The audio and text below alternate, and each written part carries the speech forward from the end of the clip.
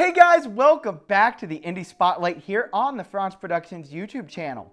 If you are new to this series, this is where I take a look at independent movies to help shine a spotlight on some of the amazing talent out there making indie films. Today we're going to talk about the short thriller Creatures of Habit.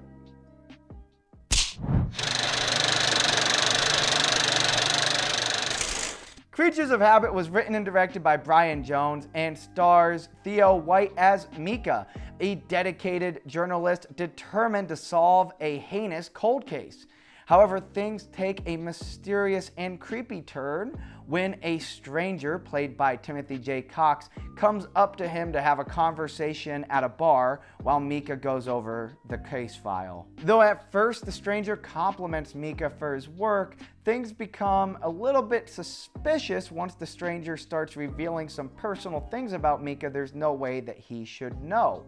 But most importantly, the stranger tells Mika that there are 3 types of people in this world, and he knows which category Mika falls under. That's all I'll say about the plot to avoid spoilers. Instead, I want to talk about some of the filmmaking aspects that you could take away from Creatures of Habit as an independent filmmaker. First and foremost, I really love the tension that's built throughout this movie, especially when you take the stellar acting performances of Theo White and Timothy J. Cox in their respective roles. They do an excellent job with an already very well-written script.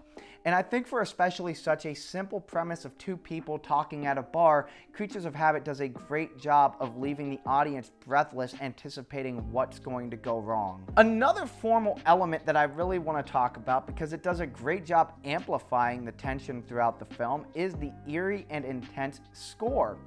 While at the beginning of the conversation between Mika and the stranger, there's no music, as the scene intensifies and as the tension builds, the music, it accompanies it, and it builds and creates this ominous atmosphere and intensifies to a dramatic crescendo by the end of the film. I really think that Creatures of Habit is a great example of how music can amplify the mood that you're trying to convey within your audience in a movie. I also really want to compliment the lighting and color grading within Creatures of Habit. The movie overall emphasizes this dirty yellow glow over the characters that's complemented by the dark shadows that shrouds them within mystery. Overall, I think the look of the film really does convey this dirty, gritty atmosphere where shadows are capturing the mystery of not only the story, but the characters as well. So I really think that yellow does a great job, which was really brought out both through the lighting on set as well as the color grading in post. As far as the framing and composition within the film's cinematography, I really do love the fact that as the story mostly focuses between these 2 central characters, so do the shots. Even the wider shot that we see from time to time that creates some distance and separation between Mika and the stranger still feels isolated, as they're the only 2 characters in the shot, albeit on opposite ends of the frame. Then the rest of the time we mostly go back and forth between some close-ups and medium close-ups between each of the 2 characters. There's also 2 very specific shots that we see throughout Creatures of Habit that really stand out to me a lot. The first is the close-up on the stranger. What I absolutely love is the fact that you can't see his eyes. His eyes are shrouded in shadow, and all we really are seeing is a close-up on his mouth and the words that he's saying. Yet, because his eyes are shadowed, so is his true nature and so is his soul, which I really found to be very interesting, and it's a detail that I really appreciate, in that it really helps convey that suspense and tension and mystery and ambiguity surrounding that particular character. The other shot that I really found enjoyable and I think serves the story a lot is the bird's eye view shot that we see over top of the table. We see this a couple times in the movie. The first of which we see as, Theo White's character, Mika, is getting out the, notes and case files and documents and crime scene photos. And it really helps show us him being overwhelmed in a sense of this sea of, mystery that he's trying to solve. And he's so focused on solving this case. And it's, in essence, it's his entire world. It's what he's surrounded by. And he feels small in the frame when you look at the table with everything spread out and how overwhelming it is. And then the second time that we return to that bird's eye view shot is a spoiler for the movie, so I'm not going to tell you. But let me tell you, it's very impactful, and I really do appreciate the cinematography, and I love the usage of that bird's eye view angle within Creatures of Habit. And then something else that I want to talk about, and I talk about it a lot in the Indie Spotlight, is I love how limited the scope of this movie is. I mean, when you think about it, we got one location, we're just at a bar, and most of the movie is just one singular conversation between two characters. Yeah, sure, we have the bartender and some of the extras that make, small appearances, but when you really look at the meat and potatoes of Creatures of Habit, we got on one side Mika, and on the other side we have this, stranger that comes up. And the movie does a great job, and it's very tense, it's very suspenseful, and I think it really hits the nail on the head of delivering the goods of what you expect out of a mystery, out of a neo-noir crime thriller, while keeping everything very small stakes and very small scale, just going back and forth between these two central characters with one conversation and really no action. There's no action in this movie. It's all dialogue.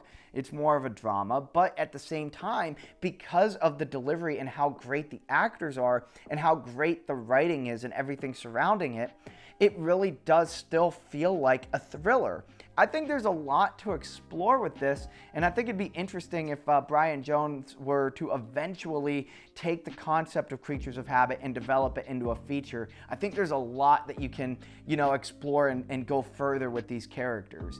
Just a thought. Not saying that you should always turn a short into a feature, but this one definitely feels like you could expand and develop these characters further. Although for right now, I can't share a link to Creatures of Habit as the movie's still in its festival run, so you're just gonna need to be a little bit patient.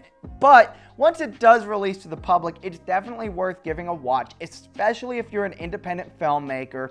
And especially if you're just starting out and you're trying to think of some ideas of, what can I do and make a short film with a very minimal cast, one location, but still make a movie that feels very professional. And Creatures of Habit does feel very professional. It's a true testament to quality is more important than quantity.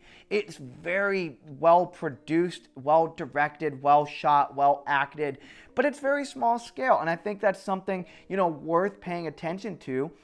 If you are a low budget indie filmmaker, you don't have a lot of money or a lot of resources, but you want to make something that's really good, I think it's very worth checking out. And honestly, like I said, I think Bryon Jones has something really great to work with here, and I'd love to see this turned into a feature at some point. But anyway, guys, that's all I have for you here today.